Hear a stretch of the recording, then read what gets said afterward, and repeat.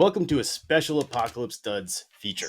This has been long in the making, almost as long as the show has existed. Today, we finally begin our discussion of the 2007 show Mad Men. Like years ago, we put out an all call to our followers asking, do any of you know a lot about Mad Men and want to discuss this with us? We heard from no one except Zach DeLuca at Newton Street Vintage was the only person to respond. An associate creative director at an advertising firm. He's passionate about vintage clothing, and he's live in our studio to fill in anything that we forgot. Yeah, we never forgot, Zach, that you're literally the only person we asked that was like, oh yeah, like I would actually like to talk about that. Yeah, it's finally come to fruition. All these. I had no idea. We didn't have no followers at the time either. Yeah. I had no idea I was the only person. I mean, we've talked to other friends like in the course of trying to like plan this shit out, and they're down with it. But yeah, literally, like, I mean, as Instagram stories go, you know, we don't get a ton of reaction replies in it. But yeah, dude, thank you for joining. I'm always happy to talk about Mad Men. Yeah, hell yeah. So are we, coincidentally. But yeah, to start things off, man, we'd like you to give us basically a 60-second pitch on what you love about the show and why you would consider yourself a quote-unquote authority on the show.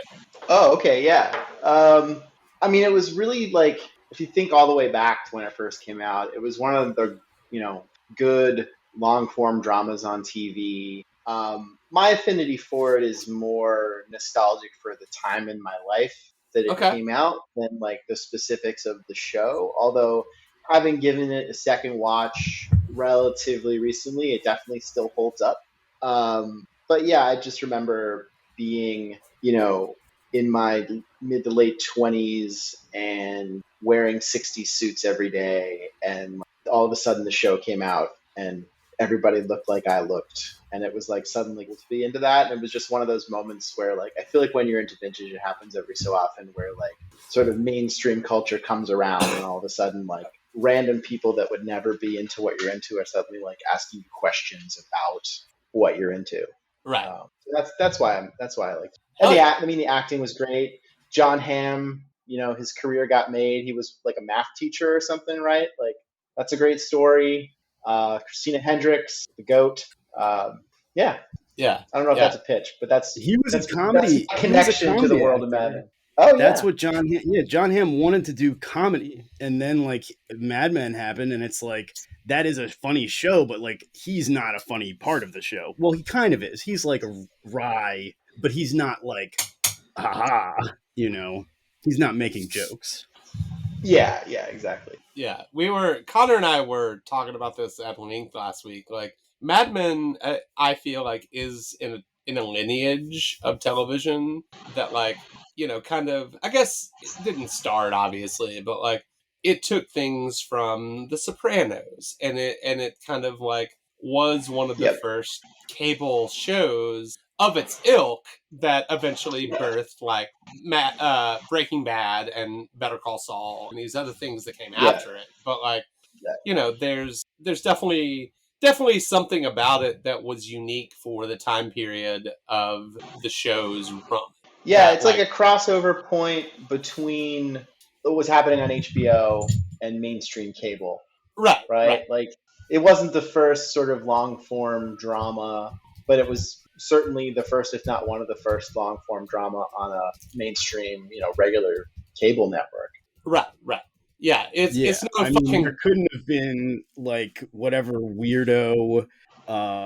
And what the hell was FX before Mad Men? Right, it was like that show Nip Tuck that I used to watch in college. Yeah, it was like wonderfully, delightfully trashy, but very not Mad Men in its writing. Not on the same level. Yeah, not quite. Yeah, we were definitely in the Grey's Anatomy cable sphere at this point, which like, come on, it was a lot more soapy. Yeah, for sure. So I guess if you would take us back to 2007 for you, as you said, an exciting time in your life. Yeah, so what was I doing in 2007? Let me go back. I was probably like from a clothing perspective, I was probably the deepest I have ever been before or since into like period specific fashion. It wasn't about like integrating vintage into a modern wardrobe. It wasn't about, sort of timeless vintage. Like I wore 60s shit every day. I wore emerald green.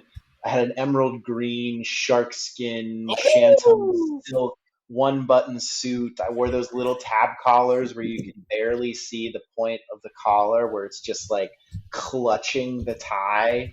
I discovered Bobby from Boston. This, if you don't know Bobby from Boston, the greatest vintage store in the history of the universe. legendary, Discussed on this legendary. program. Yeah.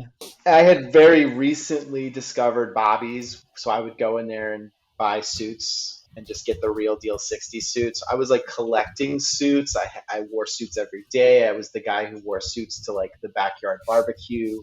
I would go see like an indie band in Boston, and I would like show up in a blueberry blue 1960s suit. Like it wasn't Ivy. I didn't know the specifics of like Ivy yet. Like it Right, was right. just straightforward 1960s tailored clothing, whether Yeah, that's like Frank Sinatra-y looking yeah, I was suits gonna or say this sounds a little like more. this is like half Ivy, Yeah. half Rat Pack. Well, Yeah, can and I I was ask going I you was going to like how you soul got to shows that and point? stuff. Sorry? How did you get there? Like, how did you arrive at the 1960s as a place I of I don't excitement? I don't know. Honestly, it's one of those weird things. Like I don't know, like why does something look good to you? Why do you enjoy something? Why does something look cool? I was never Well, you described why particularly. just a second ago, right? Like it was that collar, it was that like cut of suit. Yeah, but that's the what. That's not the why. Like why did I like that? I mean, I've always been into old music. So that's probably a sort of key like cultural locus in terms of how I dress or what I like.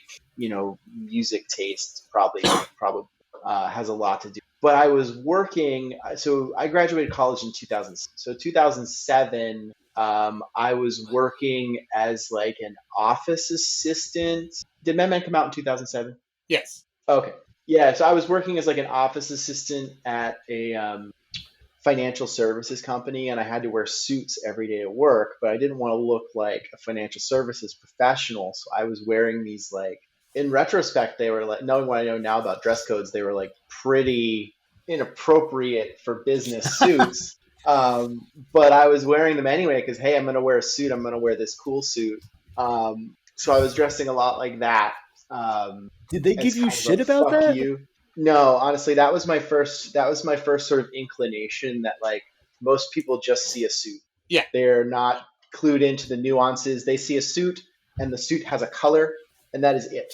Two buttons, strong shoulder, shark skin, ivy, double breasted, all that shit. Like most people do not see that. It's a suit, it's a blue suit, it's a gray suit.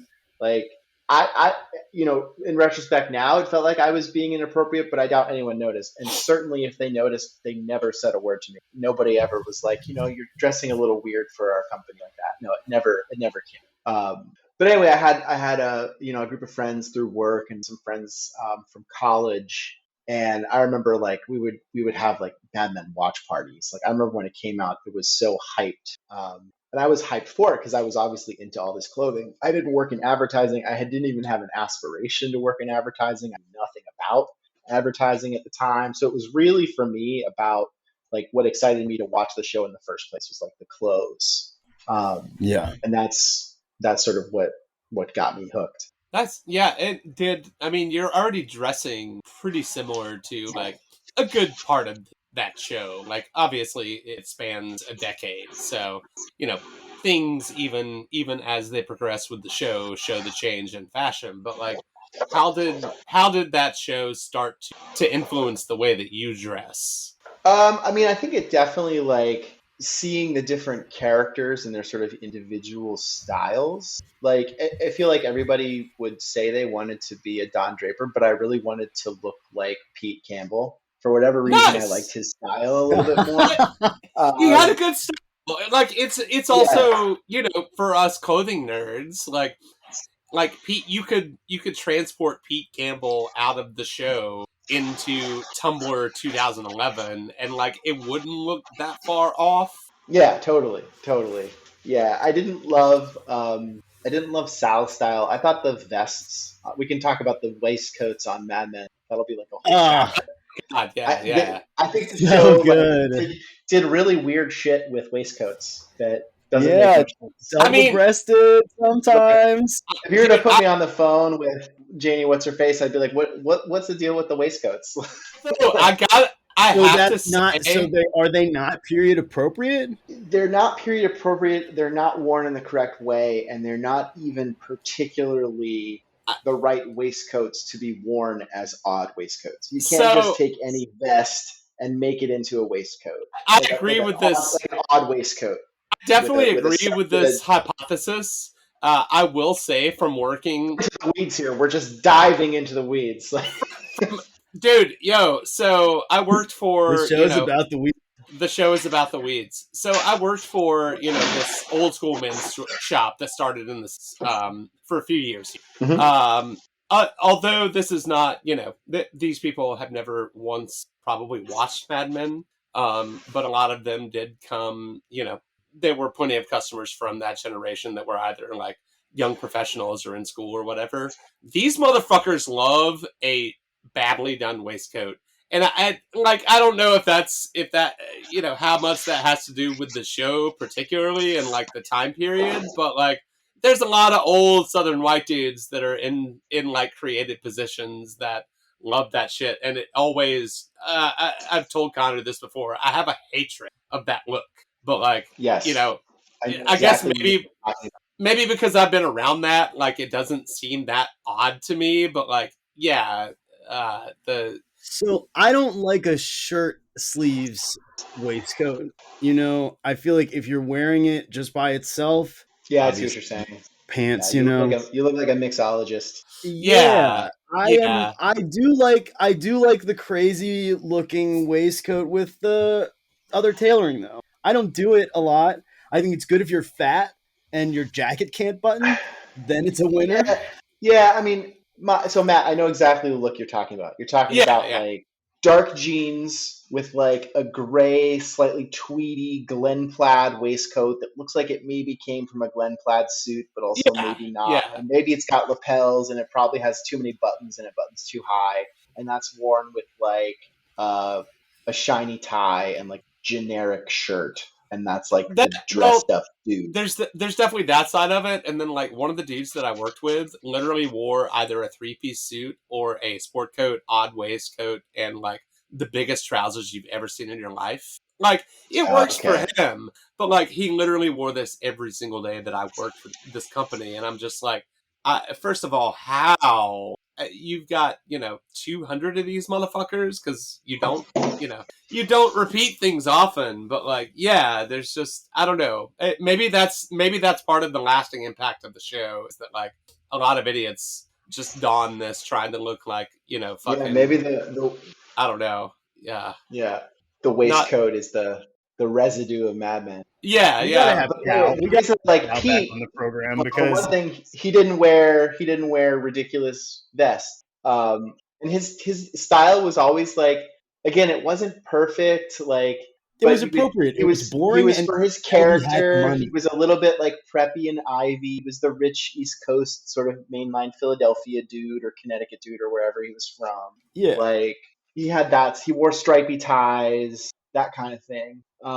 And then I also love, I think the best clothing on the show for men is probably Roger Sterling. Oh, absolutely. He was the most classic. He wore double-breasted suits even, into the 60s because he was supposedly older. So he was his sensibilities were a little bit out of touch maybe. But like, I thought his suits fit him great. I thought they were like, I feel like maybe what got me more into Ivy specifically was like digging a little bit into what Roger's suits were about.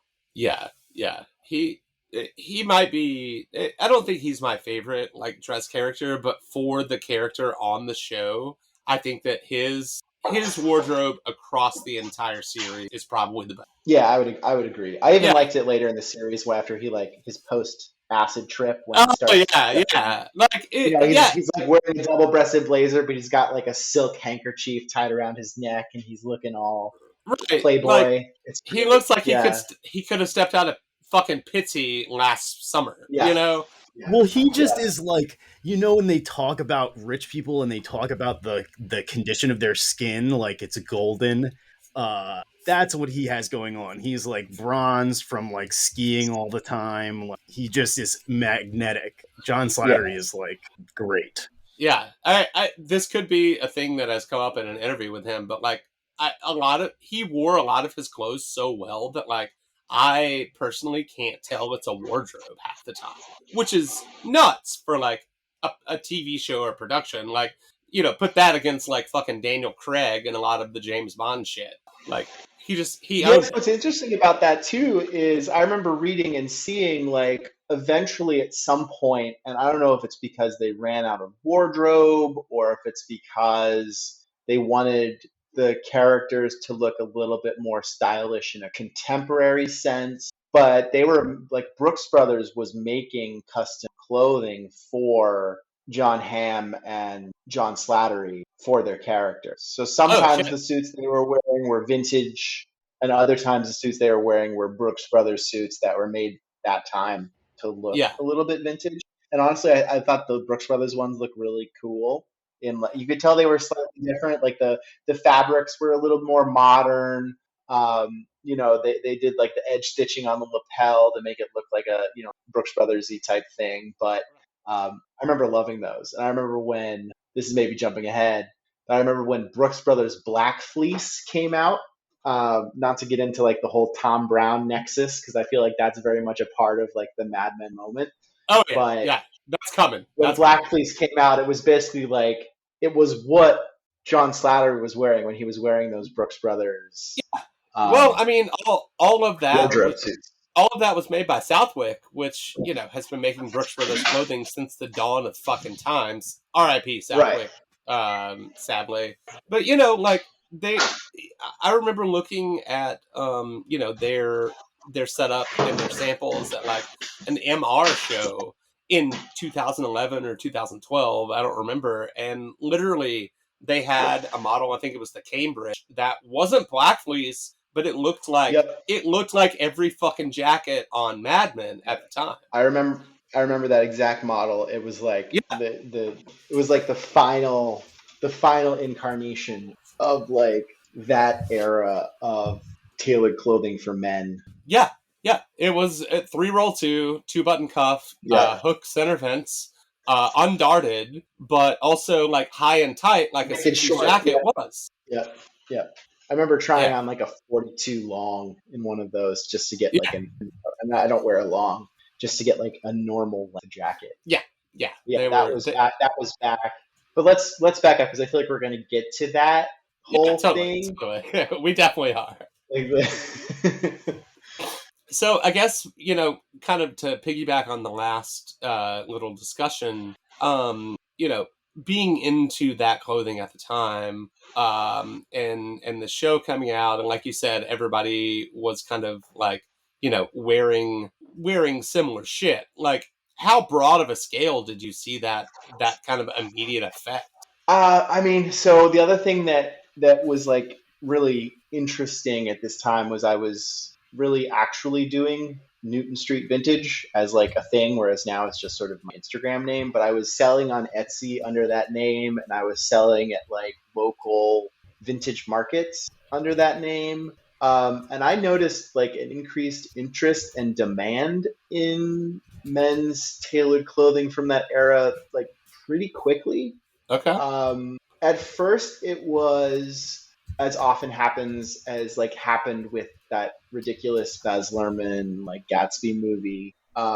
It was for like costume needs. Like people were coming to vintage because there was this trend, whether it's a Gatsby party or a Mad Men party. That's what they were coming to me for. So it wasn't like an earnest like I want to start wearing 60 suits because 60 suits are cool. It was like I need a suit to wear to this party. And that's kind of how it started. But that was sort of the immediate uptick in because Mad Men parties were a trend. Right. And I loved having Mad Men parties because it was like everyone was dressed like me.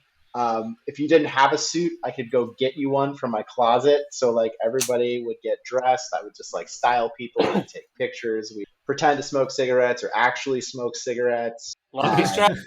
Lucky You know, Strikes. yeah, I discovered Lucky Strikes around this time, of course, and like didn't realize what an unfiltered cigarette was, and oh my God, is that amazing? But yeah, so that was sort of the immediate thing, and then there was sort of like it coincided, and I feel like it was a direct sort of effect of the show. So if you think about like where runway fashion was, 2006, 2007, right? This is like the height of like the Hedi Slimani skinny suit. Like suits are going down the runway. Suits are part of like fashion, but they still haven't become sort of mainstream. And I feel like the sort of the two people that help make the suit like mainstream cool. Well, the two things. One being Thom Browne, and the other being Mad Men. And I feel like the combination of those two things and the fact that Thom Browne's cultural sort of references are the Mad Men era, especially when he first came out. Obviously, he's doing a lot more artistic stuff now, but when he first came out, like he did the rows of men in gray suits getting up from their desks, right? And everything was this like corporate automaton fashion. Like that was very much that felt very Mad Men in a way. Totally. So I feel like those two things like increase the interest among regular guys into tailored clothing. And then, a lot of times like 60s suits were just a shortcut to the Thom Browne look. You get a skinny lapelled charcoal gray 60s suit, you chop the pants short, you got yourself kind of a Thom Browne. Like, right. So that was a thing. You could basically walk into any thrift store and buy a pair of gunboat shoes. Yeah, and this was like the early beginnings of like hashtag menswear, right? Like totally. This was like ACL was starting to be a big deal, that kind of stuff. Yeah, this was early, like Style Forum started in 06 or 07, I think, right? Or maybe even earlier. So like this was the beginning of that too. Yeah, totally. I hadn't discovered Style Form at that point, but I did maybe not right when MMN came out, but a year or so later, certainly in the 2008, 2009s, like I was on the trad forums, Ask Andy. Ask Andy! Yeah. Film Noir Buff, which was like a weird, somewhat, niche forum. But yeah, that's when I got into like forum culture and stuff too. Oh, there was another thing that reminds me, like I loved a line that came out right around that time called Band of Outsiders. Do you guys remember Band of Outsiders? Yeah. I love that shit. It was like LA it's kind of trite now, but in 2008 it was like so cool. It was fucking cutting edge. Like, yeah, it was like this weird intersection of like indie rock culture and LA and preppy clothing. So they were like button down shirts and stripy ties and skinny suits. Not quite Thom Browne, but very similar. I remember I would just go into Barney's on my lunch break and just like gaze, just like aspire to own Band of Outs. I've never owned a piece of the clothing. I'm sure it wouldn't fit me, but like I would. That was like, and I feel like that was part of that sort of era too. Sort of the Band of Outsiders look, and this like I guess in the like context of this conversation, Band of Outsiders I feel like is like part Hedi Slimane and part Thom Browne. Like it falls right in the fucking middle. That's a great way to put it. Yeah. And there was always something like not necessarily in the clothes themselves, although it's true. Like there was a very like mid-century modern sort of sensibility to the way the clothes were styled, the settings that they were photographed in, especially when Band of Outsiders first came out. It was decidedly retro, right? So like all this was kind of happening at the same time. And like I wasn't like, this is how you sort of train your eye. You just sort of pick what you like from different places and see how they connect and see what relates to what. But like I understood visually that these things were related without necessarily fully grasping. Like I feel like for a lot of people, Mad Men probably also, if not single-handedly, like led to the mid-century modern craze. Yeah. In terms of furnishings, in terms of like decor, in terms of how, the clock you had on your desk and everything else. Like there was this Little mid-century modern effects, craze yeah. that happened around that time too, right? And People like were buying pens. you could, I forgot about Band of Outsiders, but you're talking about the forums reminded me, like my handle on one of the forums was Band of Outsiders. Like I love that. Um, Probably more so than Thom Browne, if being honest. Like Right. I love Thom Browne at the two. I Their remember stuff was cool. They had a cool like web presence Well, too, like, yeah, and not a they lot were of doing the bands. Polaroid thing and like Yeah, and not yeah. many brands are really engaging in that I mean, way. Like there was this kind of small time where people of our age, I guess, were like influencing things.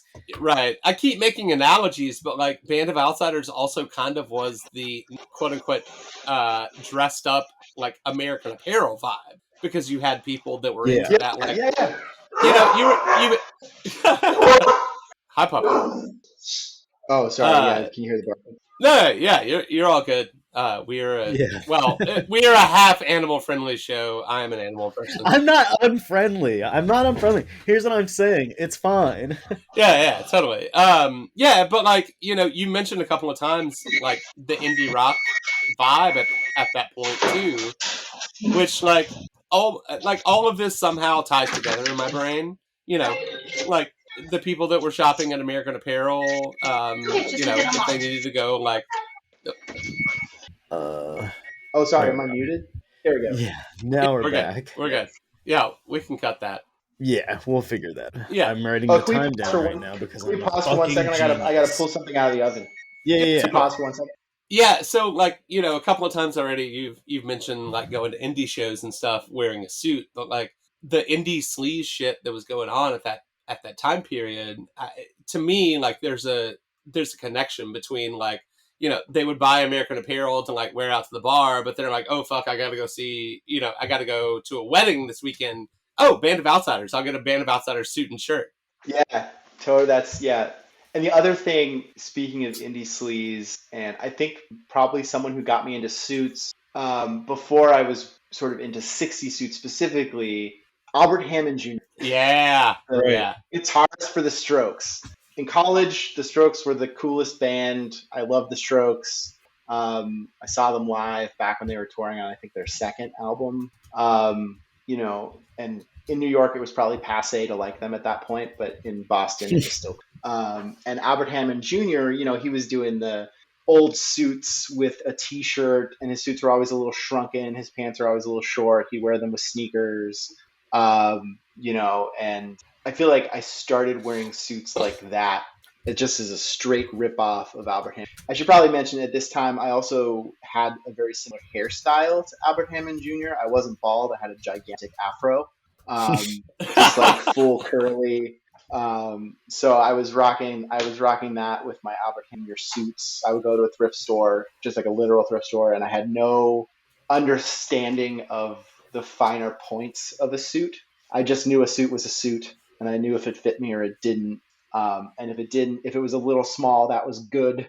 Right. And I would just get those for $8 or whatever at the time, and just wear them over t-shirts. And that was probably what led me into suits in general. And then from there, wearing them a little bit more like earnestly, or with a little bit more like intention, a little bit more understanding, led me to like 60s suits specifically, and what made this suit different from that suit, and like what made a 60s suit different from a 70s suit, right? And like Right. how could you spot the differences in styles, and then from there, like, well, what makes this suit an Ivy suit versus this suit a continental suit, which is what the term for like the more European stuff would have been at the time. Like those kind of distinctions all came through like research and that kind of deeper dive. But like in terms of like waking up one morning and being like, hey, it might be cool to go to the show wearing a suit, it was like 100%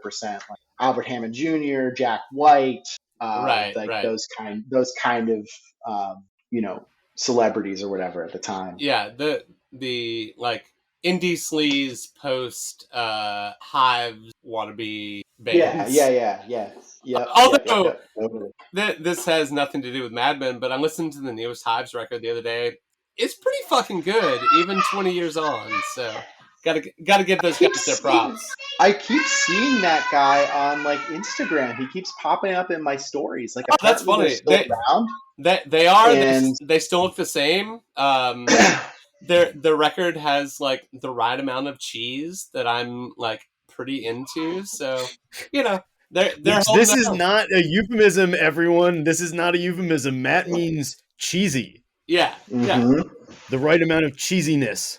Yeah, I can get down with it. I'm sure they also got a lot of people into Suits back in like 2001. So I remember their white suits. Yeah, totally, the white suits. Totally. Not everyone can pull that off. I feel like the bigger point of this is like before Mad Men came along, the suit was already starting to find its way into like popular culture and totally. Fashion and like that kind of stuff. Mad Men was just like a trampoline effect for the an accelerant. It wasn't. It wasn't. It didn't spark. It wasn't the spark. It was the gasoline. Absolutely.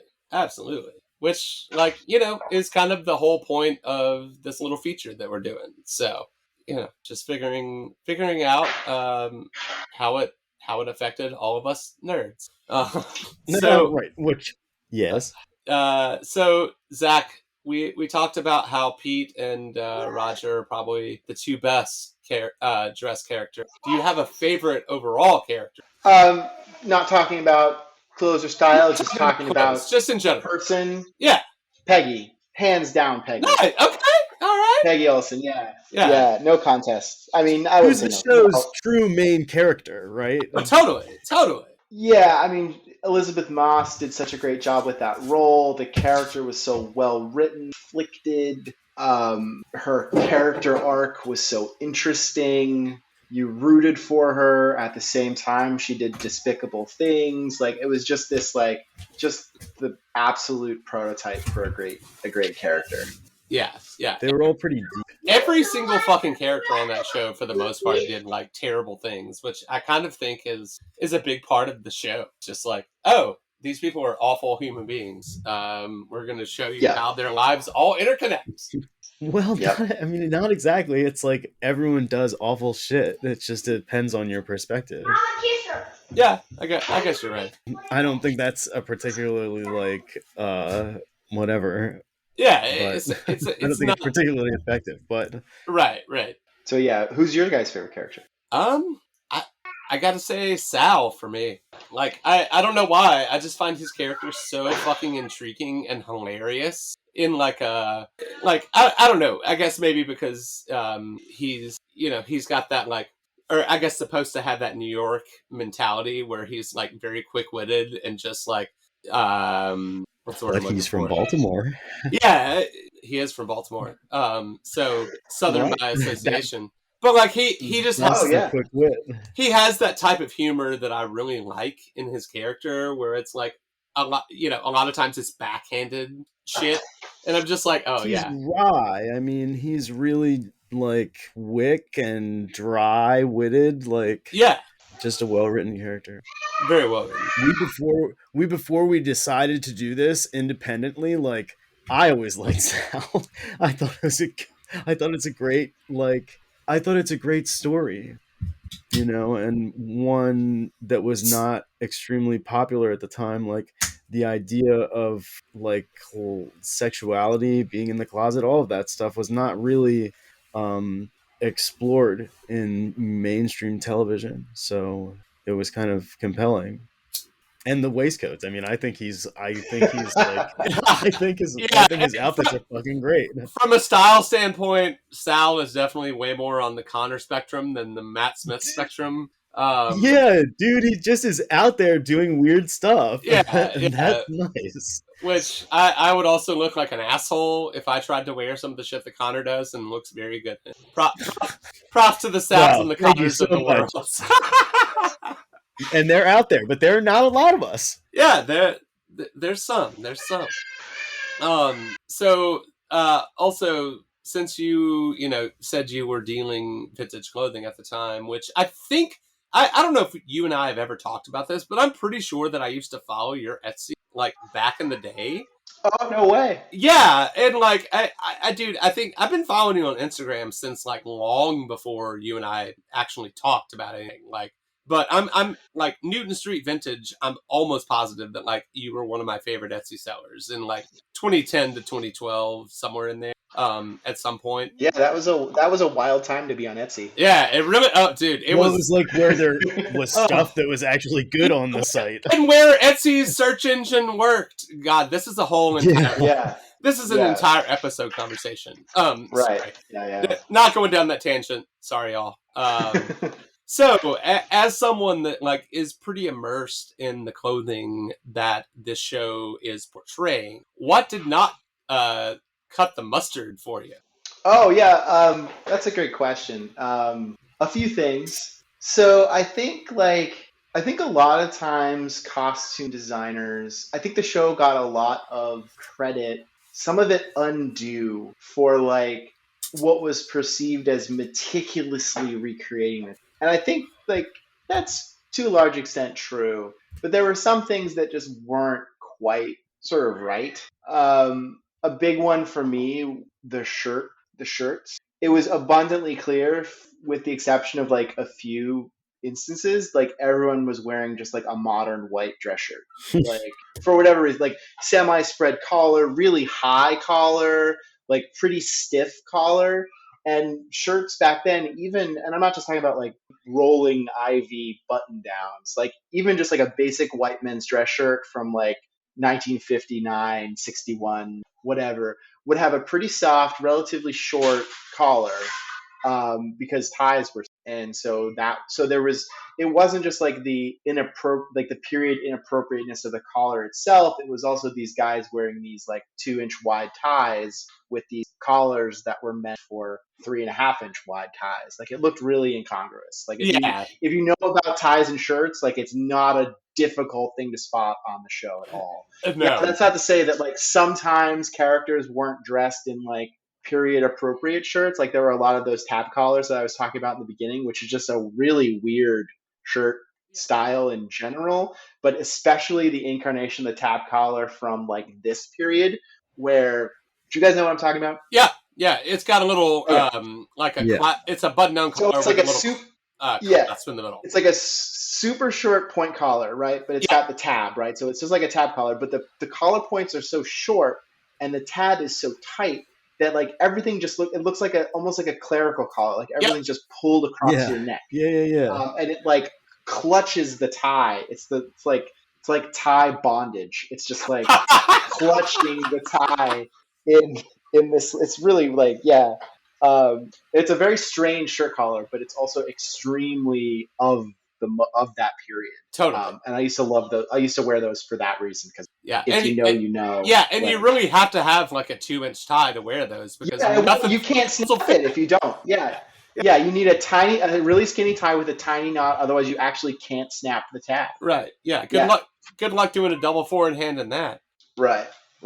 So like that, I think the waistcoats was a big one. Like I think like that. Like my issue wasn't that people were wearing waistcoats or that I don't like jaunty waistcoats. I think there were a few things that came into play. Like a 3-piece suit is one thing, right? There were very few instances of like men in the 1950s wearing waistcoats with suits that didn't match the suits. And if they did, or if there was, and I found like ads from the period, or like, magazine articles that reference this, there were like sort of specific waistcoats that you would wear that way, and they were worn really with like specific suits. Right. So if you were wearing like a country tweed suit, you might wear a tattersall vest, or you might wear like a mustardy sort of paisley vest. But it was a very like country sort of like. It's very genteel. It's very like hand in the pocket of the jacket. Well, and like you would not wear like Go ahead. Like, I know there are different rules for business dress between, say, the UK and the US. Always have been. Like, it's kind of a no brown in town situation, I think. Because, yeah, like, these guys might have worn that when they went to ride horses, on Montauk or wherever the fuck their country home was. Right. But, like... Which, like, isn't that, like, a racist euphemism, too? What? No brown in town, Right. no brown shoes in town. You wear black shoes. No Or suits. Yeah. But, like, there are things that are double meanings, and I think that's I'm referring to the shoe thing. No shit, I know, but I'm saying. But like you were kind of saying, Zach, I think, or alluding to, like, you wouldn't wear this type, like a tattersall vest, in a business setting at the time. I mean, I wasn't alive then, but it doesn't seem from like what that. I've gathered, from what I've read, Right, like that wouldn't be. I'm sure someone did. Like, I'm sure in the history of the waistcoat, but like it wasn't supposed to be worn that way. Yeah, for sure. Yeah, and I think and they birthed an entire generation of Brooklyn bartenders that never paid. Right, but my issue with the waistcoats was almost separate from that, which is that the waistcoat that they were wearing weren't the sort of, they were wearing them with the sort of suits that you wouldn't wear an odd waistcoat with. Right, and then the odd waistcoats themselves were not the patterns and fabrics that you would ever want in an odd way. Yeah. It looked like they had taken vests from other three-piece suits and just sort of slapped them on characters. Yeah.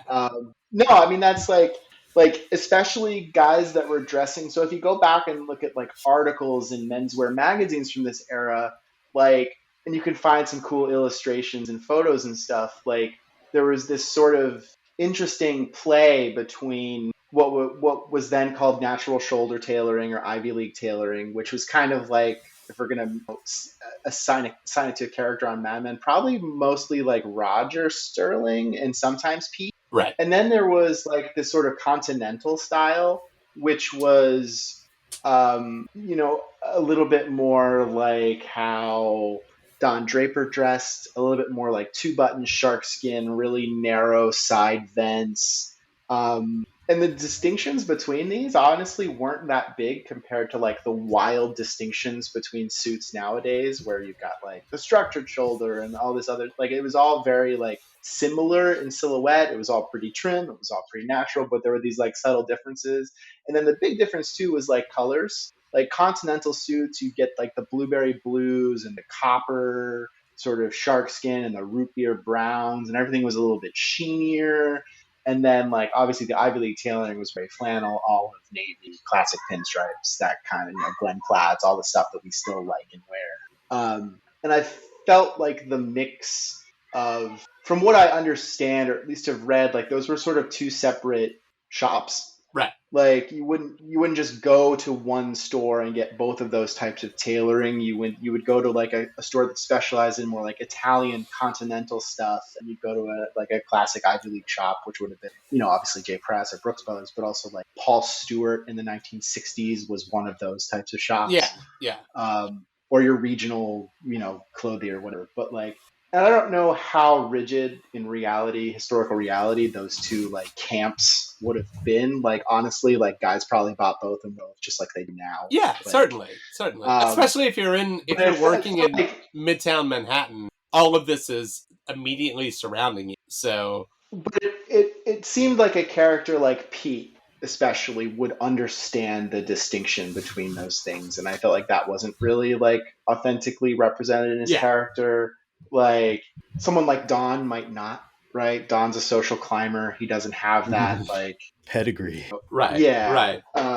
Someone like Roger certainly would, even if he decided to like kick it to the curb after trying drugs or whatever. But yeah, I feel like that sort of distinction was, and I didn't realize that at the time, right? When I was into it, it all looked great because I hadn't weeded through all those different, details and distinctions yet. So like it all just looked amazing when I first saw it, right? And then I got a little deeper into it, did a bunch of digging. And like, I should probably mention, like, at this time I was so into clothing that this was just like a natural hobby that was happening. It wasn't like I was like, I must research Mad Men post haste. Like, it was just like happening in the background while the show was on.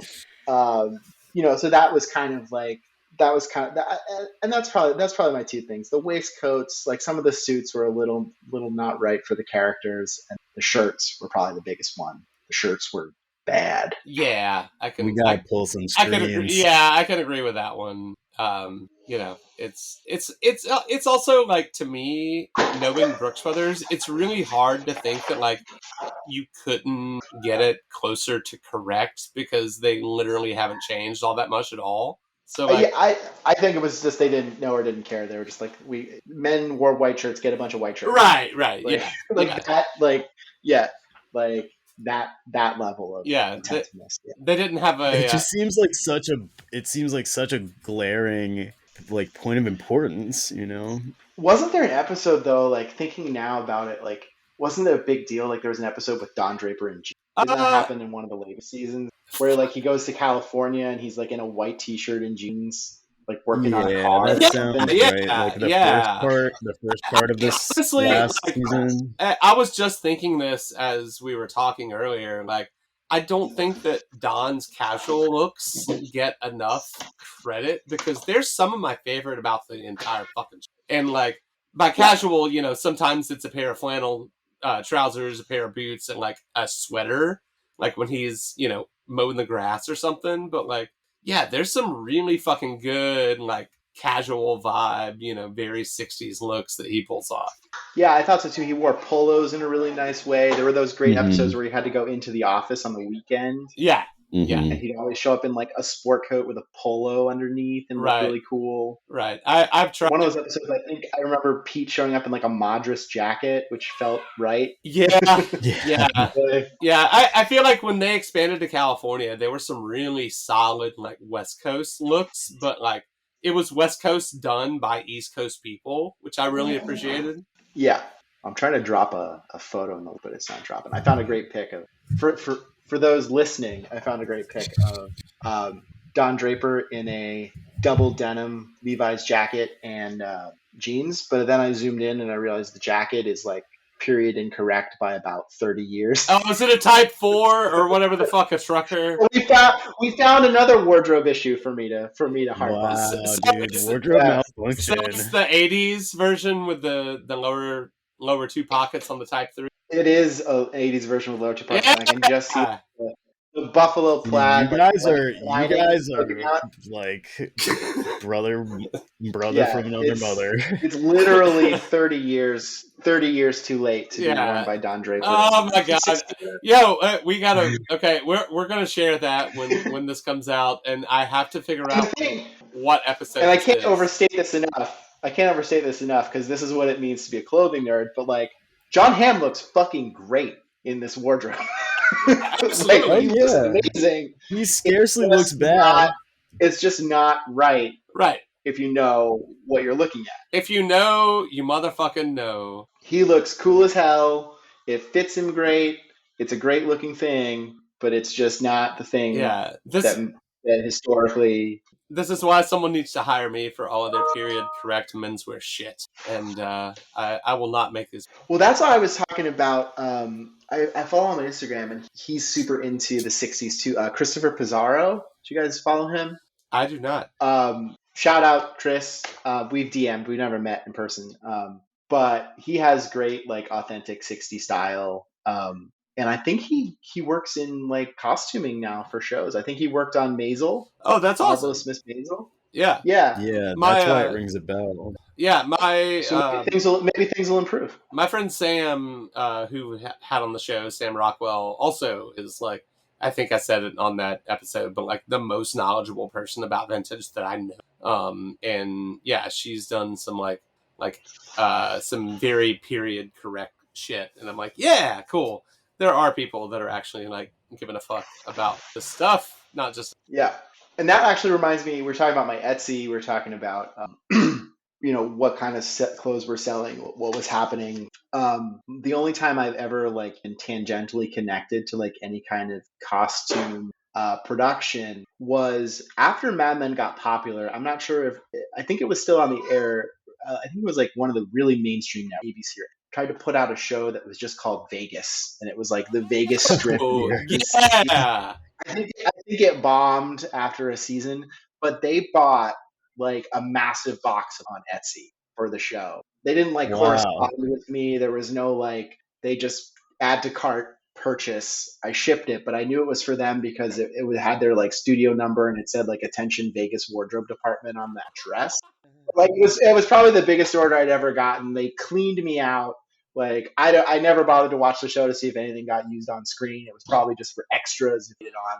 Like We got that was pretty cool. Yeah, I definitely felt like a big shot for about 5 minutes. Dude, yeah. It's always nice.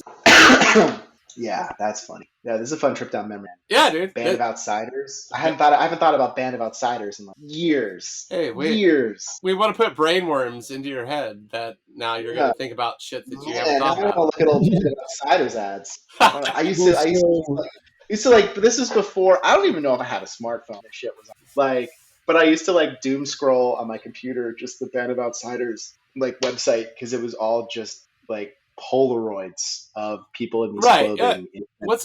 Wasn't the photographer who did that campaign? You got me. It's not Terry Richardson, but I feel like it's someone in that realm. Yeah, it was that kind of a vibe. It was very LA. I can't remember who the photographer is. You mentioned earlier that like, you know, when this show came out, you weren't even, you know, thinking about going into advertising, but did this somehow play a role in you like going in that direction? Just out of curiosity. Not even a little bit. Okay. No. Not even a tiny too bit. fucking perfect. Just unrelated ideas, unrelated things. Yeah, I mean, obviously, you know, you're a very you have an eye for detail and things, which, you know, lend itself well to, I'm sure, what you do and things like that. It was just it would have been too. Yeah, perfect. I mean, I should give it a rewatch because some of the storylines might resonate even more now. I mean, obviously the deep personal stuff and the interpersonal storylines are what they are, but like a lot of like the client drama and the deadline drama, like that might be a little more close to home now than it was back then. Yeah. But yeah, that's an interesting thought. But no, it didn't have any real like. I think part of the reason my favorite character in retrospect is Peggy is because my career trajectory was very Peggy-esque.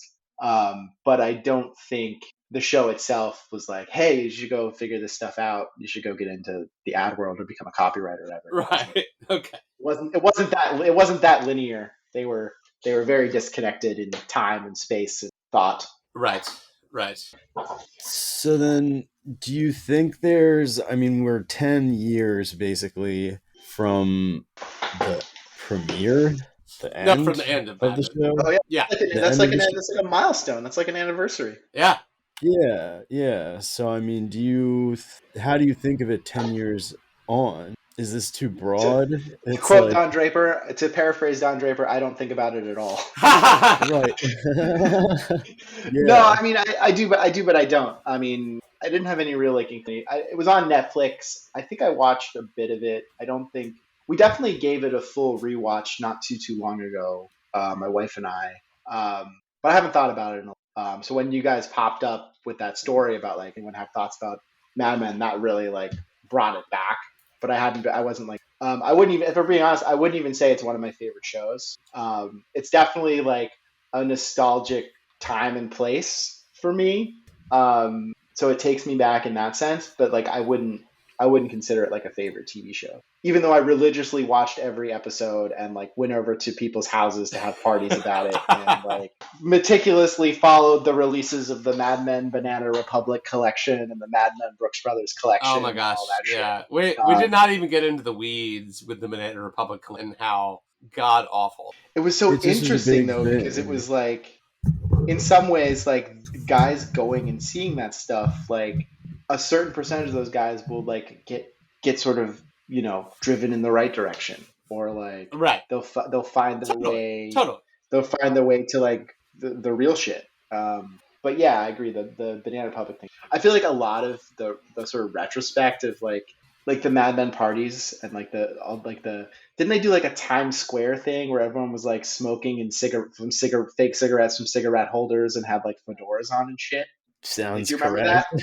that? They definitely did like a thing in Times Square that was like a watch party for one of the. I think it must have been because it was a huge phenomenon at that point, so it couldn't have been season one.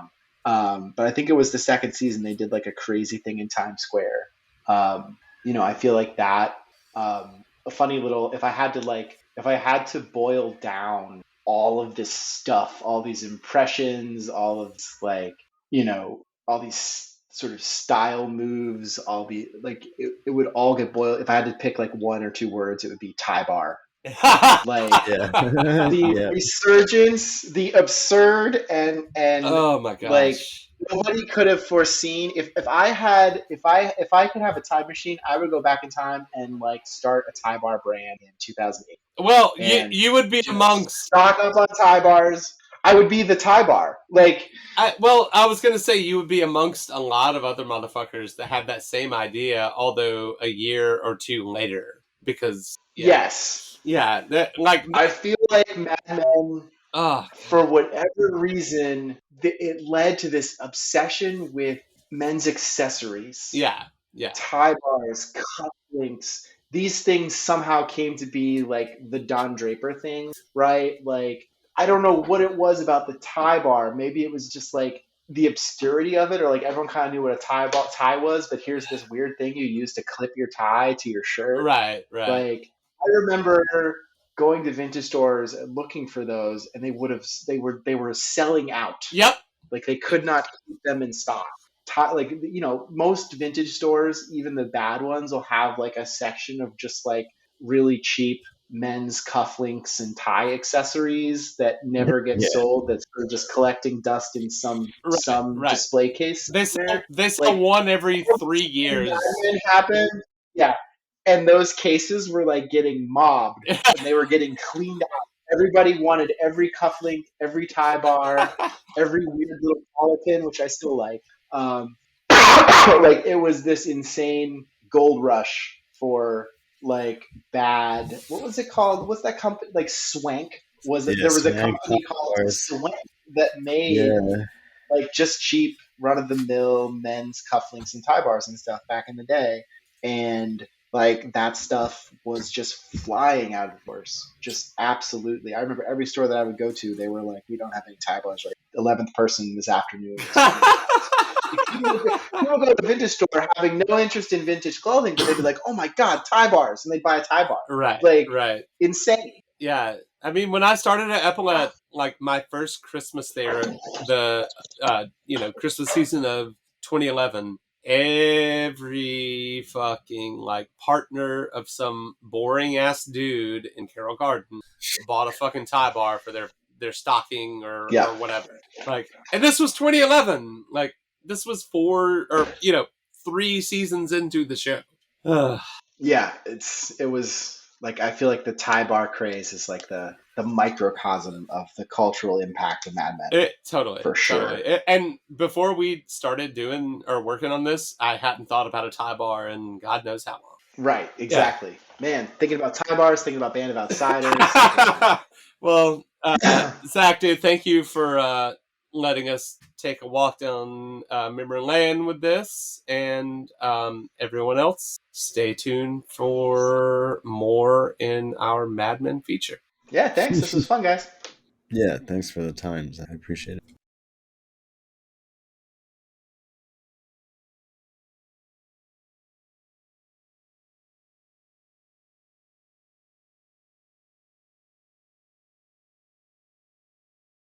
Good evening and welcome to part 2 of part 1 of our special Apocalypse Duds Mad Men series. Long in the making, this was Matt's idea.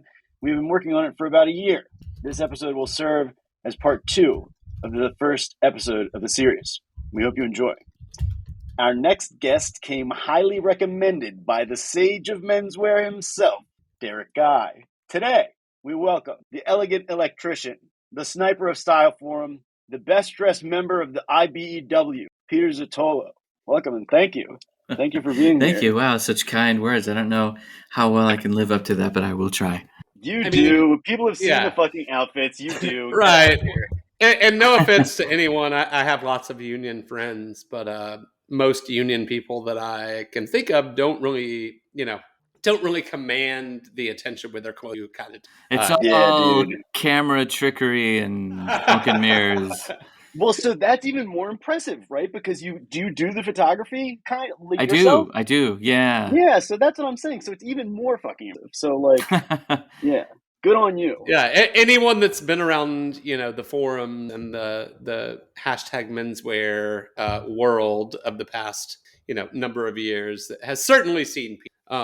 We haven't officially had you on the show, but could you give us a little background about yourself and tell us why you have insight into Mad Men? Oh, I'm honored to be on the show. So first Thank of all, you, thank you for asking me to put in my 2 cents. It's really going to be 2 cents, maybe 1.5 cents. So I'll do the best I can. Mad Men. I remember when that came out. That was in the mid 2000s, right? And It was so well done. It was so well done. Probably the first good thing that AMC did. Really, was this before Breaking Bad? I want to say it was before Breaking Bad. I think it started before. Yeah, I think so as well. It was one of the first AMC kind of like legacy televisions that they ended up making, like the first in a lineage. Yeah, Breaking Bad was the next year because it was the next year. Okay, 2007, Breaking Bad 2008. Wow. Okay, man, it's so crazy to go back in the Wayback Machine and look at how much it did influence me. So I'm scrolling through my Tumblr. If you want, I don't recommend really go it, way but back. it does give you a little bit of insight. So, okay, I'm going 12 years ago. I keep scrolling. I do keep scrolling. So to go back even earlier to the 90s, I was in high school, and most high school kids like myself could not really afford suiting. But I grew up wearing suiting in a religious household, and so my parents couldn't really afford to clothe 3 boys in suits. So they said, well, if you want to find something in a thrift store, go for it. So I would go into thrift stores and find really cool plaids, really cool Brooks Brothers suits. And I was just looking at a picture of myself from 1994, which is the year that I graduated high school. And there's a picture of me in a plaid, really chunky plaid. I'll send it to you. Yes, please. It's actually a really good picture of me. Most of the pictures when I was a kid, I'm like, I'd rather compared to the other ones. Horrible pictures of you. I'd rather just relegate that to my memory and not share that with anyone else. But this one is a good one because the jacket is just so good. So the biggest thing that was around in that time was J. Crew. In fact, side point, if you want some really inspiring 90s pictures, there's an Instagram called Lost J. Crew, which is amazing. Oh! Check that Instagram out. It is just gorgeousness and a trip down memory lane. But I was really into that because for me, as a Southern California boy, that was so very foreign. The Northeast was something completely different, a world apart. But I liked it because it kind of referenced those classic Ivy styles, which were all but forgotten in Southern California. You would see them in some corners, but not very often. And so this picture is of me in a J. Crew tie and a J. Crew chambray shirt. And it's a plaid tweed 60s sack cut sport coat, 3-button, narrow lapels with swelled seams, patch flapped pockets, 2 buttons on the sleeves. Of course. And the best. It was just a great jacket, and I wish I still had it. Do you remember what maker it was? I don't. That's a really good question. Yeah. I wish I did know. But side point, if you do want someone who is extremely knowledgeable about Ivy style and Mad Men in particular, reach out to a guy named Christopher Pizarro. He is from the Bay Area, but he has been living in New York for the past few years. And he used to work in a vintage store on the Haight, and I would see him there from time to time. Then he moved to New York, and now he works in the industry. One of his projects was helping to outfit the fabulous Mrs. Maisel. Oh, shit. That's awesome. Yeah, so he is extremely knowledgeable. And I think he said, I posted that picture of me when I was graduating high school. And he says, I think I had the same jacket. So maybe he knows the maker of that jacket. But anyway, I was really into that at that time. And then when I moved to New York in 95, from 97, again, I would find these used 60s suits. I have a few pictures of me in those. They were entirely too big, of course. And so I Right. tailored them. So you have these, oversized shoulders and nipped waist and pants where you take in the waist so much that the pockets meet in the back. And the alterations lady is just rolling her eyes when you ask her to do it. But she says, yeah, sure, whatever, kid. You're right. Money is And money. then I came home back to California, but moved up to the north part of California in the Bay Area and was still kind of into that. But by the time the early 2000s and the mid 2000s happened, I was just getting into style form and I was just learning about more classic men's tailoring before the 60s. So Italian and British tailoring that would reference the classic 30s, classic 40s. So I started to swing that way a little bit. And then Mad Men came out, and that rekindled my love for the 60s tailoring. So I got really into that. By that time, I had not the best job in the world, but I had one that gave me a little bit more spending money. And so I would go into vintage stores or just scour thrift stores for very particular suits that would mimic the style of Mad Men. And I have these suits that I look at them now and I look at me in them and I'm like, man, I miss that suit. I really, really, really dug that suit. And I've gotten bigger since then. So, and this is not to say that the style doesn't look good on bigger guys. It's just Totally. I kind of thought, well, I should get something a little more in line with my changing taste. So I did eventually grow out of that. But man, during that time, I had some killer suits. That was just such a great time. Yeah, especially at that time period too. And I kind of still think this way. Like 60s stuff, most, early stuff is a little bit more classic, a little bit wider lapel. The kind of mid 60s was very much like, the more narrow stuff. And in the late 60s, you started getting into almost the 70s size lapels. Yeah. So like, there's three distinct differences in that decade alone. But I think that like a lot of them, especially because they're soft shouldered, not quite unstructured like Italian stuff, but like, if you're a certain person and you're into that, like you can kind of work that into just a normal wardrobe and it doesn't look off. Brooks Brothers hasn't really changed since the dawn of time. So, their classic sack cuts can still look really good. Yeah. And if I'm not mistaken, around the same time, Thom Browne was working with Brooks Brothers for, was it Black Fleece? Black Fleece. I want to say. Yeah, totally. Yeah. I can't remember when that collab started, but I want to say it was like pre Mad Men, like 06-ish. Man, let me just do a quick search. Thom fact check me. Browne, Brooks. Because No, we I'm talked. curious. This came up with Zach. Like it was all at the same time, basically the same time, anyway. Yeah. Oh well, I'd have to do a little bit more research than I'm willing to do right now. But yeah, it was around that time. And so I remember distinctly going into a Black Fleece store. So there was a Black Fleece store in San Francisco off of Fillmore, and going in there and thinking, man, this is so great. But even then I thought, man, boy, these jackets are short. Right. But I think the resurgence of that style made everyone forget that they were actually well-fitting suits. They were not overly slim. They were not overly short. Yeah. But when the style came back again, as people are prone to do, they went to extremes and they had very cropped cropped pants and cropped jackets and things that were a little too short. In fact, I remember my wife, she's actually behind me right now, and she can confirm this. There was one suit that I got and she's like, no, too tight. It was they didn't wear it like that. Yeah. And right. Yeah. because that's one of her favorite time periods for women's clothes as well. Oh, totally. So both of us would have fun. Oh, check out this cool suit. Oh, check out this cool dress. And this one brown shark skin suit, she's like, little too short, little too tight. And I'm like, you're right. So I gave that away. It's all relative, I guess. Like you sort of go toward the edges as you become more comfortable with stuff. Yeah, you can play around with that and until you finally settle on what for you is the right amount of room, the right amount of length. For sure.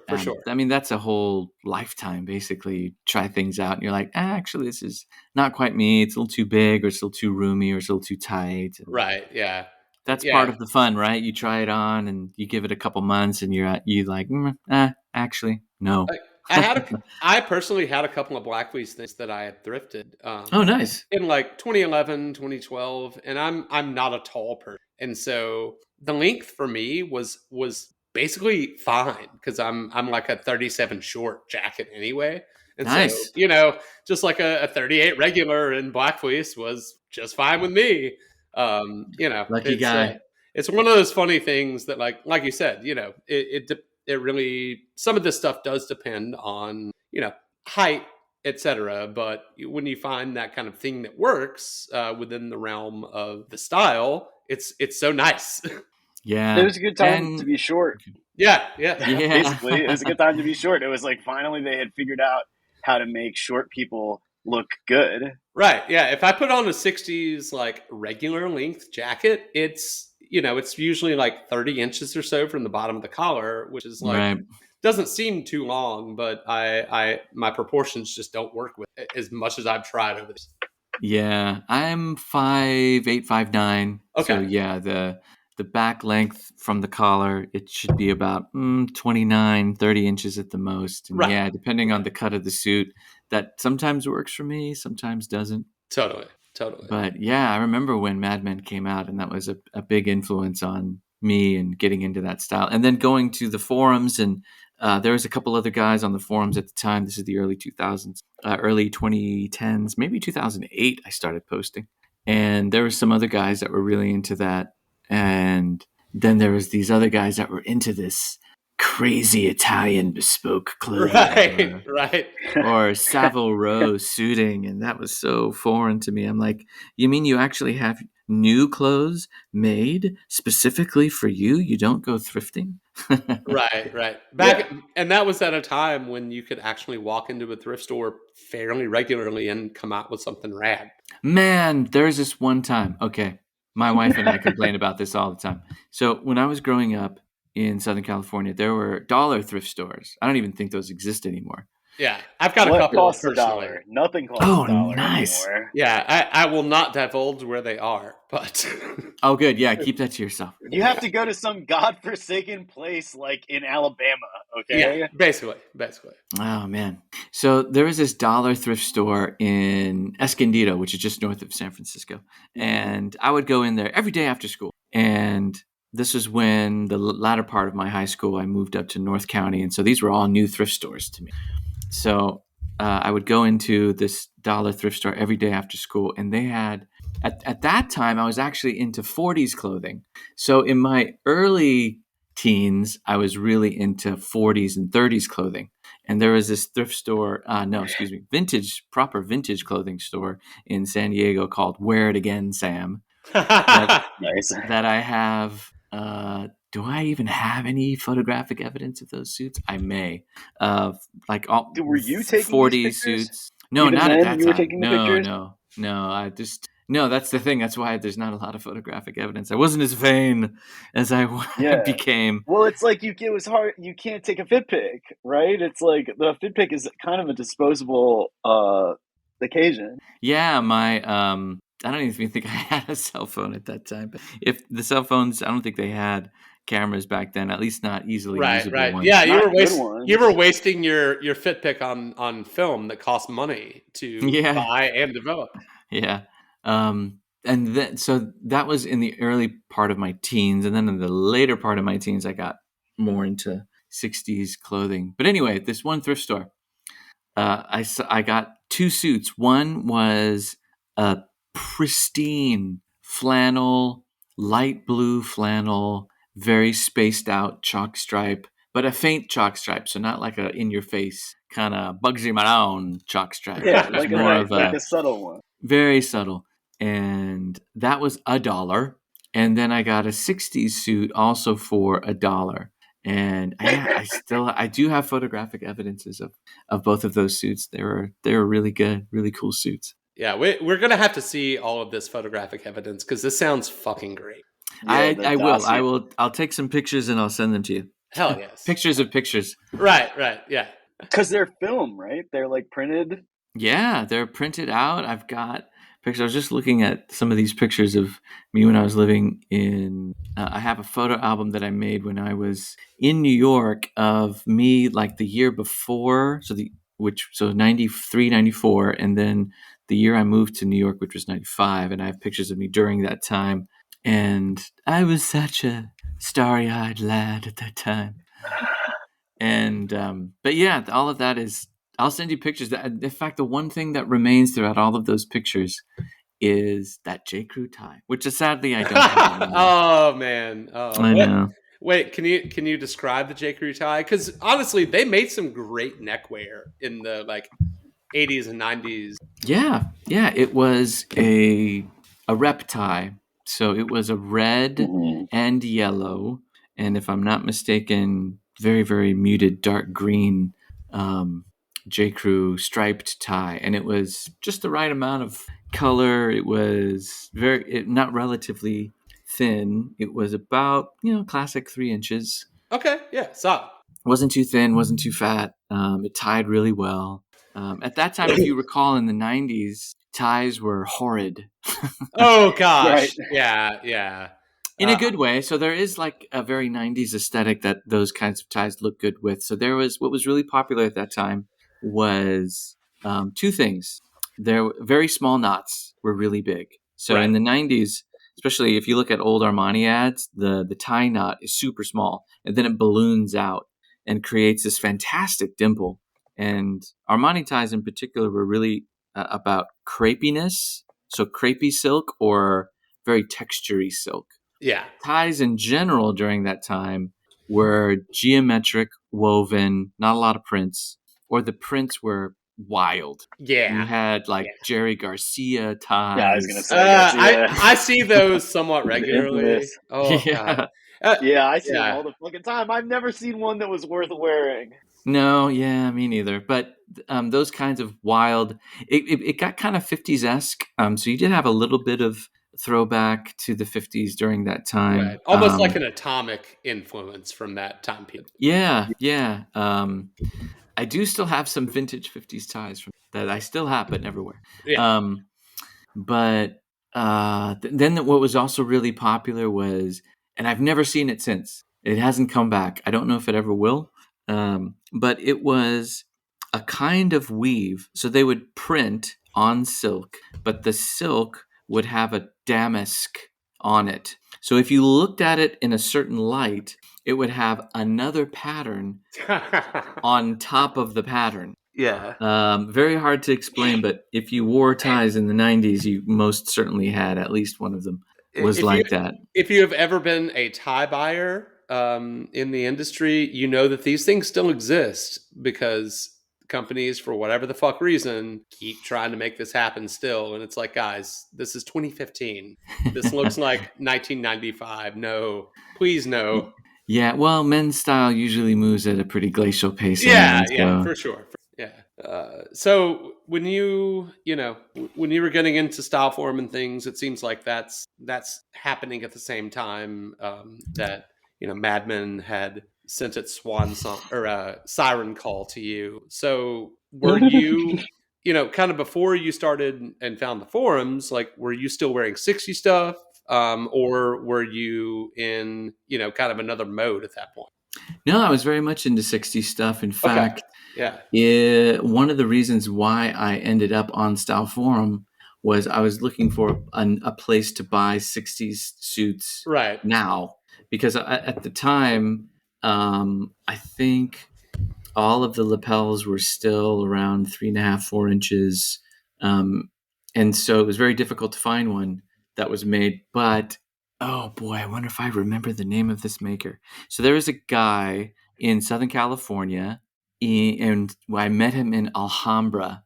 And I remember distinctly going down to Southern California and telling my wife, we have to stop in Alhambra so I can meet this guy. I think there's still a thread on wait. Style Forum. Was this the like skinhead dude? Yeah. He Yeah. was, Oh fuck! I can't remember his brand either. But yeah. like very much that like traditional skin vibe, which was basically it's great. Ivy. Yeah. Yep. So he was a really cool dude that was living in LA. And if I go on Style Forum, and I think he's like one of the main contributors to the suede head into skinhead thread. Super knowledgeable guy, but yeah, his stuff definitely skews more mod suede head than Ivy. But he was the only one in California that I knew that could make that kind of a suit. So I went down there and I had a suit made from them, and it ended up sucking royally. Oh yeah. But I mean, that happens. That was my very first custom suit. So, and I'm glad I had a horrible experience because it only got better from there. But I did have some, and I have had since then some unfortunate bespoke experiences. But that was my first attempt to try and recreate something like that. That was new because I think the only thing, as we mentioned before, that was available at that time was Black Fleece, which was astronomically out of my budget. Right. Yeah.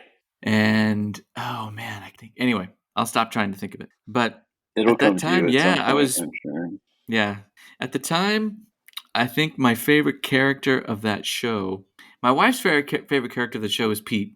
Okay, that's an interesting. Isn't choice. that what Zach said too? Yeah, he did. Pete is one of those people that just ground on my nerves a good portion of the show. I think he has a redemption arc, but he's kind of a snivelly asshole. He is, he is such a tool, man. Yeah. I hated him. Yeah, he's like not likable, and he's not supposed to be likable. Right. Yeah. Exactly. Yeah. Vincent Kartheiser played that role very well, I will say. Yeah, he did. I mean, he's like has no possessions type guy, like live in the woods type character. So he does an amazing job being Pete. Right. But at the same time, okay, it's been a while since I've seen Mad Men, and I wouldn't mind watching the series again. I haven't seen it since it came out, but similar to the main character, he came from kind of a nobody background. Right. Yeah. And so he tries to make something of himself. He marries into a good family. Right. And he still has these self-doubts. Whereas John Hamm's character, he is very successful at it. And so he doesn't really have these self-doubts. They come up every now and then, but not really. He squashes them down. And he continues with his pursuit of what he thinks is right. Totally. Isn't the point that he struggles with it? Like, isn't the point that he's like doing all the philandering, doing all the drinking, like because he can't hack it? I think to Peter's point, he like dodders on that line most of the time. He doesn't think about it at all, and then it when it starts haunting him, it really is like kind of the secondary plot of every episode that happens. So I feel like he's really good at projecting his image, and I think maybe I'm reading too much into this, but I feel like one of the points of the show is him believing the projection 3/4 of the time, and 1/4 of that time not being able to handle it. That's a great way to put it. I'd have to agree with you there. That's better said than what I was attempting to say. I just came up with that shit off the top of my head, so I don't know. That's how they pay you the big bucks. Yeah, whereas Pete's way of dealing with his position and his aspirations is conniving and sniveling and pouting. Right. Which is not very worse. Yeah, exactly. But yeah, my wife's favorite male character was Pete. I think everyone, including my wife's favorite female character, was what's her name? The secretary. Peggy. Peggy? No, not Joan. Christina Hendricks' character. Yes, Joan. Yes, Christina Hendricks. Because she would just wear amazing colors and amazing dresses that just perfectly fit every curve of her body. Whereas Betty, or sorry, not Betty, or is it Betty? Yeah, his wife. Yes. Betty was kind of boring. Right. very housewife, and like I don't know, it just, the character itself was to me like very much like a Stepford Wives type vibe, which Yeah. I think she was Mhm. supposed to be, or maybe even she sought that out. I don't know. Yeah. She did. So, She totally did. Right? Yeah. yeah, she was looking for comfort in that, and then when she had such a philandering husband, everything just kind of came crashing down. Right. Right. Or not that when she accepted it, I think Yeah. she knew about it for a long time. For sure. But my personal favorite character is, what's his name? I'm really sorry. I did not do my research, so you'll have to forgive me. Oh, it's okay. But the guy with white hair. Oh, Roger. Roger Sterling. Thank you, Roger. Yeah. Yes, Roger Yeah. Sterling. Thank you. I liked him because everything was just so. It was a little more. It had a little more pizzazz than John Hamm's character. Right. Because John Hamm's character was extremely boring. Everything he did was to blend in. Whereas Roger's character had a little more style. He was a little more, he obviously came from a place that he knew his place in society. Right. And Yeah, he was very comfortable he had with that. grown up in this, in this whole thing too, which, I feel like the way that he dressed was apt because he was one of the heads of this agency and had been there basically his whole life. Yes. Well, and he was an officer too, right? Yeah, he was in the army, with him as well. But then not as a like grunt, and then like fake NCO. He was like a real blue blood officer. Yeah. So and he then had more of there's a couple other characters that I really liked. Ken Cosgrove, I kind of liked his style. Oh yeah. Ken is a nice guy. Yeah, for sure. He wore Ivy so well. He did. Yeah, I think out of all of the guys, he was the one. And you'll have to excuse me for saying this, but he was the one that was the most California. Oh, for sure. He was like the more laid back guy. He was the likable guy. Not that everyone from California is likable, far from it. But he wore a lot of sport coats, which is definitely more California. He was the more like casual khakis or slacks and sport coat kind of a guy. Also, there was another guy that was like he seemed like he was the Greenwich Village guy. He wore funky stuff. Oh, what is his Rizzo? name? Rizzo is that's not who I think. Stan. Yeah, Stan. Yeah, I thought that's the character. Wait, I was thinking. Fuck. Now I'm blanking, but because he was the guy walking around Greenwich Village all the time, like Kerouac and but then you also had the character that like went on to be like a Buddhist for like a couple of what the fuck was his name? Harvey or something.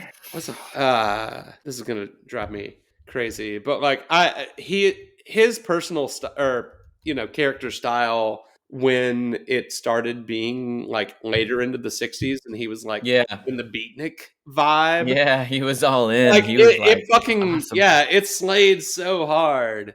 Yeah, he wore the I remember this one episode where, if I'm not mistaken, again, it's been a long time since I've seen the show, but he wore a jacket. So hear me out. It was like a sweater jacket. So it was a knit jacket. Oh, yeah. I know exactly what you're talking about. It had like leather patch pockets near the hips, leather on the collar. It had a zipper with a circular pull. Like all of that was stuff that I'm like, I totally had that. Yeah. And I would see those in all these thrift stores. And to this day, my wife, whenever she sees something like that, she's like, why don't you get something like that? Which is true. They're just really cool. They're just amazing jackets. But Stan Rizzo was, once it got into the third and fourth season, the middle of the 60s, and he started to let his beard grow and he started to get chunky eyeglasses. And I'm like, oh, this guy's cool. I like this guy. Paul Kinsey is who I was thinking. Because he was a pipe smoker. There was only he was a pipe smoker. Yeah, that's right. And that is a mark of distinction, I've got to say. Yes, not everyone can pull out a pipe, least of all me. I remember seeing him with that pipe. Yeah, he was great. I do like how later in the season, I want to say maybe because how many seasons did it last? Like 8 seasons? 12, right? yeah. 12. Wow. Okay. 10 or 12. I can't remember, but it's coming up on the 10th anniversary of the last season. Oh wow. So Okay. that's part of it. Oh, sorry, 7 seasons. But Okay. So Yeah. 7 seasons total, right? Okay. So like later in the seasons, I want to say season 5 when the other company came in as part of the administration. And Yeah. Harry Hamlin's character came in, and I'm like, yeah, that guy. I remember him from what was the big '70s movie, Logan's Run. yes. So I'm like, I haven't seen that guy since Logan's Run, and of course, he's just impossibly handsome. And he comes in with these big, chunky glasses and a turtleneck, which was one of my favorite looks of the '60s. Is a nice suit and a turtleneck and big, chunky glasses. I think, well, that those kinds of things will never go out of style, and Right. still influence me to this day. Same. I am a chunky glasses. My frames that I have right now are like 60s ones that I had made into glasses. Oh, nice going. That's just my that whole thing. Like if it looks like Buddy Holly or somebody would have worn it, like that's my shit.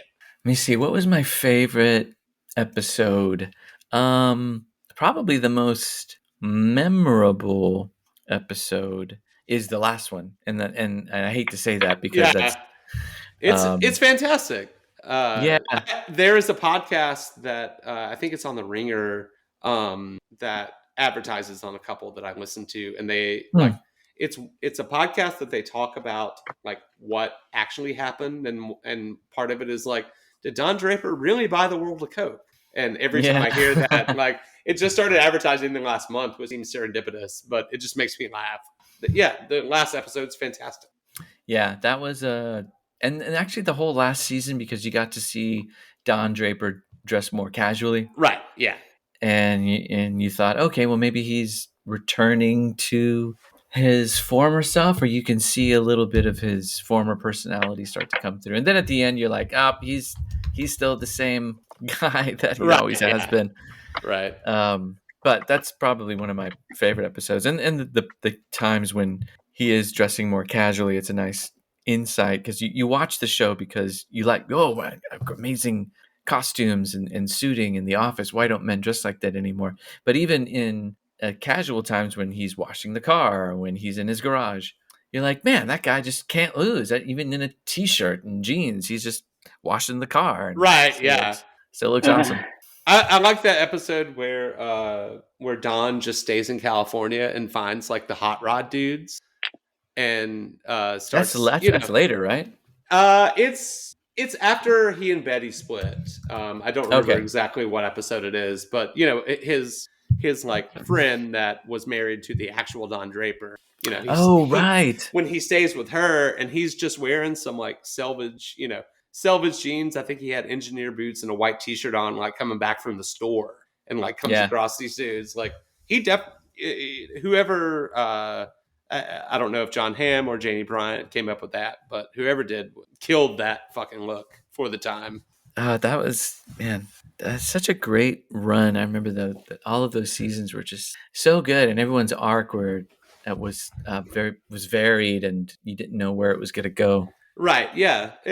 I'm not a huge television person, but Mad Men at the time really struck a chord with me, and like it was the show that I made sure I could watch. And what did you watch before and after? The reason why I asked that is because before Mad Men came out, my wife and I were really into Lost. Okay. Never got into that. Okay. Well, I don't recommend it because it's an incredible letdown. Yeah. It was a good idea. Right. It's a good idea. And there are parts of that show that shine and that really made the early 2000s. However, there's so much of that show that were just misses, and they kind of lost themselves. Right. And in total, it is not worth the time to invest. I will say, and this will tell you everything you need to know. I admittedly have shit taste in movies and television. Well, not in Mad Men, apparently. Not in Mad Men. Mad Men is one of the shining beacons of my taste, but I love the Transformers Michael Bay movies. So, Oh, okay. yeah, All right. Mad Men We is an gotta mention the anomaly. fucking Michael Bay Transformers movies in everything we do. So here we are, Contractually yet again on our obligated to clothing mention. show. Yeah, but I don't really have an answer. Like, I don't know what I watched before or after. Really, like, I don't think I've been into a Matt TV won't show. even watch The Sopranos. I want to watch So, The Sopranos. It's an undertaking that, like, I don't know. I will So get is to. watching Transformers. I will get to eventually. I just started. Well, you and I are in the same boat because Sopranos was one of those that I think came out around Boardwalk the same Empire time. would be something. Haven't seen Empire. No. Yeah, me either. There's a bunch of shows that are on my to watch list. Yeah, But yeah. I would say after the Boardwalk Lost Empire has like some significant similarities to For Mad sure. Men. For sure. I don't think if Mad Men hadn't been done, Boardwalk Empire may not have been done either. Oh wow, huh? Like, it feels like it's in that same legacy. Like The Sopranos, Well, it's like too. a very thoughtfully done period Like, drama. While I don't think what I know and what I've seen of The Sopranos is like the same subject matter or style influence or whatever of Mad Men, but like there probably wouldn't be the Mad Men without Sopranos. No, and it's Michael Weiner did The Sopranos. Oh, gotcha. Or sorry, Matthew Weiner, yeah, did The Sopranos. Was I think a producer on The Sopranos. Right. Oh wow. So they're like, well, there you go. Yeah, he probably. Yeah. So they are learned a like lot. sort of spiritually connected. For sure. So Peter, since you were into the time period of tailoring that Mad Men mostly had throughout the run, was there anything that you picked up on that just wasn't right? Well, I didn't live through that period, so I can't. From your say. aficionado phase, like, was there something you saw or things that you saw that you're just like, that doesn't seem correct? Well, so I asked a bunch of people that did live through that era.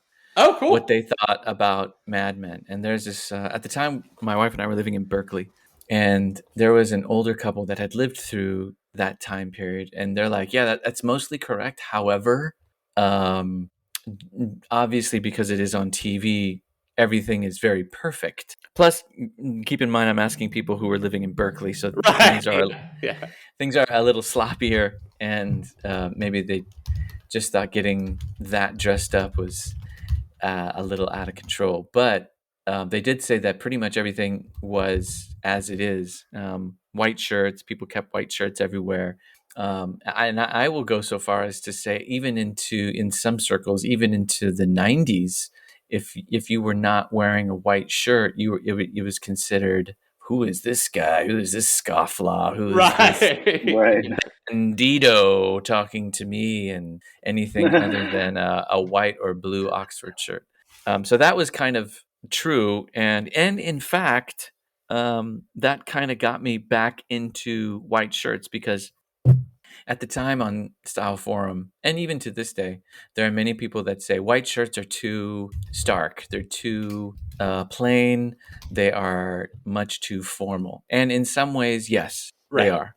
However, that's just classic Ivy. Yeah. That is the white Oxford cloth button down you can't go wrong with that. And especially if it's rumply. So there are ways to make it less formal, which I think Ivy did very well. For sure. You didn't see too much of that in Mad Men because everything was very starched. But actually, now that you think about it, one of the characters that we were talking about in Mad Men, hang on, let me see who this is again, because he kind of did that really, really well. Ken Cosgrove. Right, yeah. Yeah. So Ken Cosgrove, and of course Stan Rizzo, those are the more casual guys. They did that casual look very well. They were not overly starched. They rarely wore suits. And in the 60s, especially in California, that look was much more popular and much more common. People still iron their shirts, sure, but they would wear them casually a little more often. And white shirts was pretty much all that you had. Maybe blue, maybe pink, but California didn't do pink too much. They did blue. Right. I was more of an ivy style. I was talking to the guys in Buck Mason that did a whole thing on California ivy. So there is this guy. Oh, I can't think of his name. He is also on Style Forum. A wonderful dude. He lives in LA, and let me see if I can find him real quick. Oh man, it'll come to me. I'll send you a link of who this guy is. He's probably in his 60s, maybe 70s, and every time he posts something, it's wonderful because it is directly from that era. He does more classic ivy, so he doesn't do so much California ivy, but he does like yellow Brooks Brothers shirts, pink Brooks Brothers shirts, madras, lots of loafers, lots of chunky shoes. It's really great. If you give me a second, you can like press pause, but give me a second, I'll see if I can find this guy, and you'll be like, oh, that guy. Of course, I know that guy. Right. Yeah. So you can go right ahead. All right, so there's this guy in LA, Roy R. Platt. Right. Instagram handle is Roy Crew. He dresses more in the classic ivy style, so not necessarily California ivy, but I believe he is a national treasure. I believe he is awesome. He dresses in pink shirts and madras and yellow sweater vests and saddle shoes, and Damn, yeah. the guy is just amazing. However, California ivy is much more simple. It's much more pared down. Not a whole lot of color, which is not to say they weren't colorful. They would save their craziness for things like plaids and batik. California was really into batik clothing. Yeah, that makes sense. So there's this one episode in Mad Men. I forget exactly which one it is, but they all go to Palm Springs. That is very California ivy. Everything about that episode, and whenever they do go to California, and specifically Palm Springs, it is a very California ivy look. Right. Still pretty plain, but none of the pinks, none of the yellows, none of those pastels that are commonly associated with ivy. It's still a lot of white shirts. It's still a lot of or blue Oxford shirts, but obviously none of the sweater vests. Yeah. But they do go a little crazy with the batik and with the palm trees and the atomic look and all of that. Yeah. Those batik like period sport coats are so fucking cool, and you just barely... They're super hard to find. I found in the past 7 or so years, I think I've found, and one of them, a good friend, it fit him perfectly. It was a 38 long, and he loves that stuff. And every time he wears it, I'm like, dude, you look so fun. Every now and then, Beams Plus from Japan will make a batik jacket, and it's awesome, but they don't make too many of them. And of course, you always have to import from Japan, so you never really know what you're going to get. But they do make them. They do pop up from time to time. I wish somebody would do something like that. But when I worked in tailored menswear, like Southwick, Southwick for a number of those years had a couple of those, and they just kept repeating them because they never sold it well, because of course not. But I always wanted to make myself one of those jackets, and I was like, would I ever actually? Sadly, I appreciate it on somebody else, not myself. Yeah, there was this weird, during that time of the 50s and 60s, the Ivy period in California, you still had a lot of Hollywood influence. So all of the Westerns that were made in the 50s and 60s, all of those sets were just out east. So a lot of those people that would go to the east, like Palm Springs, Riverside, they would incorporate some of their Western wear into the style of the time, which was Ivy, that sack cut, that Brooks Brothers cut. Right. So you had, because of Hollywood and because of everything that was being filmed in the LA area during that time, you had a lot of mixture of Western shirts, chambray shirts that were being worn with Ivy style suits. Right. So it is a really interesting time in California because of Hollywood, and California just casualizes everything as much as they possibly can anyway. Totally. So they would wear suits with, it was very common to wear suits with sneakers, worn with a bandana, worn with, it was very, very common to have that during that time. And if you look at old photos of in Palm Springs during that time, you'll see a lot of that. Bob Hope was a big fan. And there's a new book on, not to change the subject too much, but there's a new book on Western wear that posits that a lot of what we think about Western wear or what we associate with Western wear comes from Hollywood, for better or for worse. Absolutely. It absolutely. So because of that, it's, when we think of Hollywood style, we think of, when we think of Western style suiting, we think of the kind of suiting that Dwight Yoakam would wear, or even before then, Hank Williams would wear. Yeah. And even before that, any other Western musician, because all of that was associated with how Hollywood would interpret the Western style and make them a suit accordingly. Right. But cowboys didn't. No, wear absolutely stuff not. like that. Like Graham Parsons, Dwight Yoakam. Yeah. Those guys, a lot of them did wear nudie. And, nudie was basically like taking the Hollywood lens or taking like tailored clothing through a Hollywood lens. And it's so interesting to like, think about, because even going back to like Hank Williams in the 20s and 30s, like he was, that style was ascendant. Yeah, it's kind of sad to now 10 years after the last, did you say it was 10 years after the last episode of Mad Men? That time was so different from now, because at that time it totally dictated a clothing movement. Right. That lasted for a good long time. Now, granted, it came at the same time that slimmer fitting suits were starting to come into vogue, and it capitalized on that by basing its time period on the inspiration for that style. So it everyone enjoyed it because it was wonderful to see the influence fleshed out in front of us, a whole universe with characters, and you could see these characters wearing them normally. So it wasn't staged, even though it was. Right. But it was as if we were looking into life as it once was, casual in the office, dressing up to go out to dinner, sitting by the pool.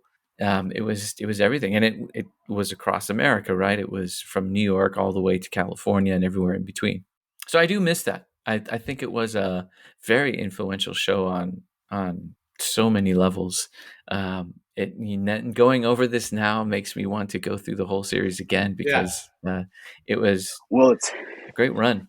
It's convenient because they just started streaming it on Amazon. Who, nice. Of course, is not sponsoring this program. No. But it was an extremely influential show, and so thanks for giving us your time to talk about this. We hope that it was informative for all of for all of those who are listening, because I have learned some things. I think Obama mentioned Mad Men in a State of the Union in 2014. Wow. Yeah. So like it's been around. It's been like influential on many levels. Yeah, I'm definitely gonna have to give it another look, and I'll go through my photo albums and I'll take pictures of those pictures. I'm so excited to see I'll this. send them to you. Yeah, some of them are pretty interesting. Hell yeah. We will use them if you're cool with that on Instagram stories and things. But yeah, Peter, I also want to say thank you. What is your handles for people to find you? If you want, you can look for me on Instagram. It's under my OG forum name, Urban Composition. And I do a podcast as well with Derek Guy. We talk about everything under the sun. Hell yes. And in fact, I'll be seeing him tomorrow. Oh, nice. Tell him we said hello. I definitely will. Will. We hit him up initially to do this, and he recommended you. So Yeah, this has been great. Thank you so much for your. Yeah, of course. It was great talking to you guys. Yeah, everyone, thank you for listening. Come back next week for part 2 of our Mad Men special series, The Oral History of Mad Men as we see it. I am Matt Smith at Rebels Rogues. And I'm Connor Nunez at Real Connor Nunez. We are at Apocalypse Duds on Instagram, apocalypseduds@gmail.com if you would like to send us whatever the hell you want to send. But yeah, thanks for listening and stay tuned for more Mad Men content. Bye-bye.